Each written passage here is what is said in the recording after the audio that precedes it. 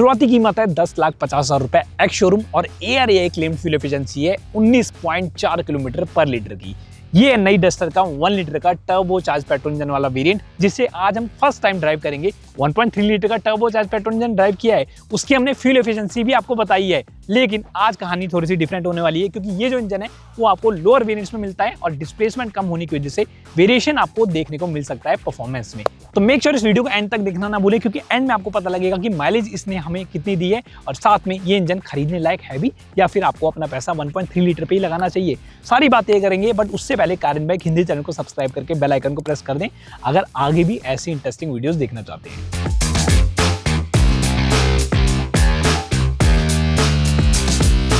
तो गाड़ी में पेट्रोल हमने फुल करवा लिया है और ट्रिप मीटर को भी कर दिया है 0 पे रीसेट, और अब हम देखते हैं इसे ड्राइव करके कि एक्सपीरियंस कैसा है इस 1 लीटर के टर्बो पेट्रोल इंजन के साथ। इस वीडियो की शुरुआत करते हैं एक छोटे से एक्सपीरियंस के साथ। हमने जितनी बार भी डस्टर टर्बो को ड्राइव किया है तो वो किया है 1.3 लीटर के टर्बो चार्ज पेट्रोल इंजन के साथ, चाहे हम बात करें फर्स्ट ड्राइव की या फिर कुछ टाइम पहले जब डस्टर का फ्यूल एफिशिएंसी हमने टेस्ट किया था तो उसमें भी 1.3 लीटर के टर्बो चार्ज पेट्रोल इंजन के साथ वो हमने किया था। और उसको काफी दिनों तक एक्सपीरियंस करने के बाद जब हम इस 1 लीटर के टर्बो चार्ज पेट्रोल इंजन के साथ डस्टर को ड्राइव कर रहे हैं तो यहाँ पे एक्सपीरियंस काफी ज्यादा अलग है। अब अलग इसलिए है क्योंकि यहाँ पे आपको डिस्प्लेसमेंट कम मिल जाती है। 1.3 लीटर की जगह आपको यहाँ पे 1 लीटर का टर्बो चार्ज पेट्रोल इंजन मिलता है।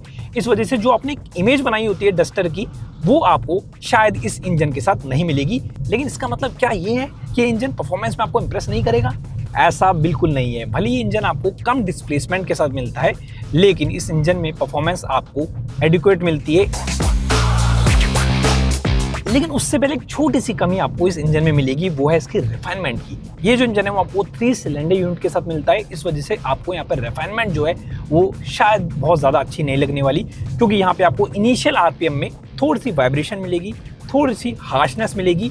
इनफैक्ट आप जब गाड़ी को हार्ड एक्सेलरेट करेंगे तो वहाँ पे आपको जो इंजन की नॉइज़ है वो भी फील होगी कैबिन में, और कहीं ना कहीं आपको रफनेस भी थोड़ा सा इस इंजन में मिलती है, जो कि मैंने 1.3 लीटर के टर्बो चार्ज पेट्रोल इंजन में थोड़ी सी कम ही नोटिस की है। लेकिन अगेन हम वही बात करते हैं कि एंट्री लेवल वेरिएंट्स की बात करें तो 10,50,000 रुपए के एक्स शोरूम प्राइस से इसके एंट्री लेवल वेरिएंट शुरू हो जाते हैं, और उस प्राइस ब्रैकेट में आपको ज्यादातर कॉम्पैक्ट एसयूवीज में नेचुरली एस्पिरेटेड पेट्रोल इंजन मिलता है। इस वजह से वहां पे आपको मिड रेंज जो है वो फ्लैट मिलती है। इस इंजन की जो मिड रेंज है वो आपको काफी ज्यादा पसंद आएगी, क्योंकि ऑब्वियसली एक टर्बो चार्ज पेट्रोल इंजन है। इस वजह से कम डिस्प्लेसमेंट होने के बावजूद भी ये आपको अच्छी मिड रेंज ऑफर करता है, और इस वजह से आपको परफॉर्मेंस में इसमें कोई कमी फील नहीं होती। अगर फिगर्स की बात करें तो ये जो इंजन है वो 98 bhp की पावर और 166 न्यूटन मीटर्स का पीक टॉर्क आपको ऑफर करता है। लेकिन सबसे पहले समझने की बात यहाँ पे ये है कि ये इंजन पूरी तरह से उन लोगों के लिए नहीं बनाया गया है जो परफॉर्मेंस के शौक रखते हैं। उनके लिए रेनो ने 1.3 लीटर का turbo charge petrol engine offer किया है, लेकिन ये इंजन परफेक्टली उन लोगों को सूट करेगा जो परफॉर्मेंस भी अच्छी चाहते हैं अपनी गाड़ी से और चाहते हैं कि फ्यूल एफिशिएंसी भी उन्हें अच्छी मिले, क्योंकि इस इंजन के साथ इस गाड़ी की जो फ्यूल एफिशिएंसी है वो भी आपको 1.3 लीटर के टर्बो चार्ज पेट्रोल इंजन के कंपैरेटिवली ज्यादा मिलने वाली है। कि इस गाड़ी के जो गियर रेशियोज हैं वो काफी शॉर्ट रखे गए हैं। एक और डिफरेंस आप यहाँ पे फील करेंगे कि जब बम्पर टू बम्पर ट्रैफिक में आप इस 1 लीटर के टर्बो चार्ज पेट्रोल इंजन को इस मैनुअल ट्रांसमिशन के साथ एक्सपीरियंस करेंगे तो stand still say first gear में आप इसे लो आरपीएम पे आराम से उठा सकते हैं। इनफैक्ट लो स्पीड में आप इसको सेकंड गियर पे भी आराम से रख सकते हैं। और जैसे मैंने आपको बताया कि शॉर्ट गियर रेशियोज होने की वजह से आपको पिकअप जो है वो इसकी इनिशियल लो आरपीएम पे भी ठीक ठाक लगने वाली है। तो अभी जैसे हम इसका फ्यूल एफिशिएंसी टेस्ट कर रहे हैं तो यहाँ पे हम इसमें 2 पैसेंजर ट्रैवल कर रहे हैं। एसी हमारा कंटिन्यूअसली ऑन है।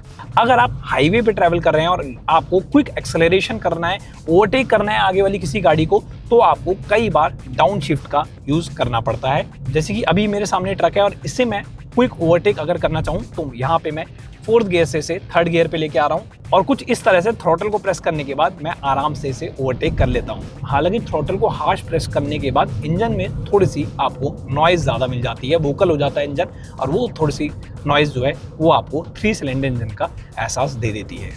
तो अगर हम समराइज करें इंजन के एक्सपीरियंस की तो हाँ, ये जो इंजन है वो 1.3 लीटर के टर्बो चार्ज पेट्रोल इंजन के कंपैरिजन में थोड़ा सा कम अच्छी परफॉर्मेंस ऑफर करता है, लेकिन ये जो परफॉर्मेंस है वो डेली लाइफ के लिए आपके लिए एडिक्वेट है। हाईवे पे ड्राइव करें, सिटी में ड्राइव करें, क्विक एक्सेलरेट करें, क्विक ओवरटेक करें, तो ये इंजन आपको किसी भी तरह की निराशा नहीं देगा। बट आपको इस तरह के मैनुअल ट्रांसमिशन के साथ थोड़ा सा प्ले करना पड़ेगा, कब आपको अप शिफ्ट करना है, कब डाउन शिफ्ट करना है, कब आप इससे क्रूज करेंगे जिससे आपको अच्छी माइलेज मिल पाए। जैसे कि अगर मुझे इससे अच्छी फ्यूल एफिशिएंसी अचीव करनी है तो मैं इसे हाई गियर पे ड्राइव करता हूँ। और इस इंजन के साथ इस मैनुअल ट्रांसमिशन का जो ट्यूनिंग की गई है वो इतनी कमाल की है कि आप लो आरपीएम पे भी इसे हाई गियर पे ड्राइव कर सकते हैं, जिससे आपको जो फ्यूल एफिशिएंसी होती है वो थोड़ी सी बेटर मिल जाती है।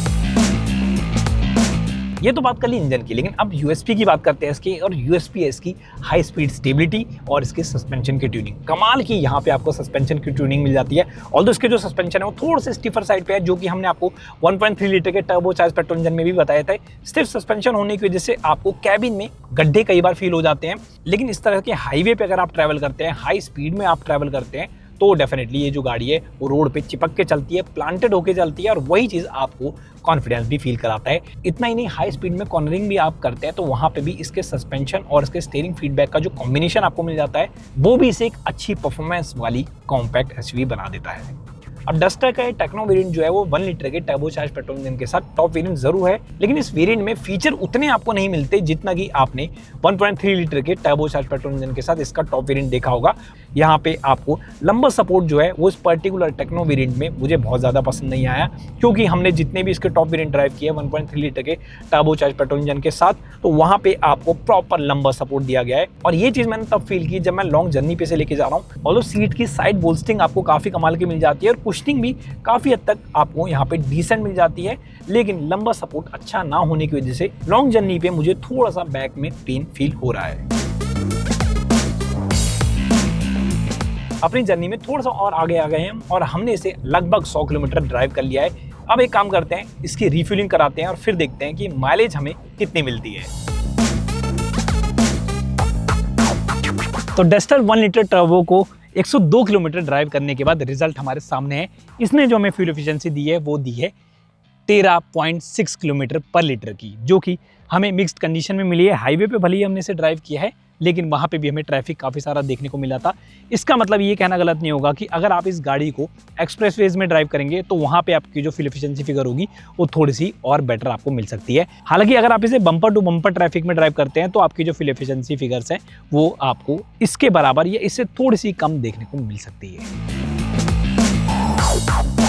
ये तो हो गई माइलेज की बात। अब बात करते हैं कि क्या ये 1 लीटर का टर्बोचार्ज पेट्रोल इंजन वाला वेरिएंट आपको खरीदना चाहिए या फिर नहीं। पहले अगर हम बात करें इंजन की, तो इंजन में आपको क्वालिटीज काफ़ी सारी अच्छी मिल जाती हैं, जैसे कि इस इंजन की आपको मिड रेंज अच्छी मिलती है। इस इंजन से आप अच्छी फ्यूल एफिशिएंसी भी एक्सपेक्ट कर सकते हैं अगर आप इसे हाई गियर पे लो आरपीएम पे क्रूज करें। साथ ही साथ इस इंजन के साथ ये मैनुअल ट्रांसमिशन की जो ड्राइवेबिलिटी है वो भी आपको काफ़ी ज़्यादा अच्छी लगेगी। हालांकि अगर हम नेगेटिव साइड की बात करें तो इस इंजन की जो रिफाइनमेंट है स्पेशली आइडल पे वो आपको बहुत ज़्यादा पसंद नहीं आने वाली। वाइब्रेशन आपको थोड़ी सी यहाँ पे ज़्यादा मिल जाती है। एक फील आ जाता है कि आप एक 3 सिलेंडर का इंजन ड्राइव कर रहे हैं। लेकिन ओवरऑल ये 1 लीटर का टर्बोचार्ज पेट्रोल इंजन किसी भी तरह से आपके लिए डील ब्रेकर साबित नहीं हो सकता। बाकी आपके क्या ओपिनियन है आप हमें नीचे दी कमेंट्स बताएं। क्या आपका बजट टाइट है? अगर टाइट है तो आप इसके लोअर वेरिएंट तक जाएं, और अगर आप अपना बजट को स्ट्रेच कर पा रहे हैं तो आप इसके हायर वेरिएंट की तरफ जा सकते हैं, जिसमें आपको 1.3 लीटर का टर्बोचार्ज पेट्रोल इंजन मिलेगा। और ये भी मुझे नीचे दी कमेंट्स में बताएं कि क्या आप इससे ज्यादा फ्यूल एफिशिएंसी एक्सपेक्ट कर रहे थे या फिर आपने इससे इतनी ही फ्यूल एफिशिएंसी एक्सपेक्ट की थी। इससे पहले भी हमने 1.3 लीटर के टर्बोचार्ज पेट्रोल इंजन की फ्यूल एफिशिएंसी टेस्ट की है, उस वीडियो को भी चेकआउट करना ना भूलें। मिलते हैं आपसे अगली वीडियो में। Thanks for watching.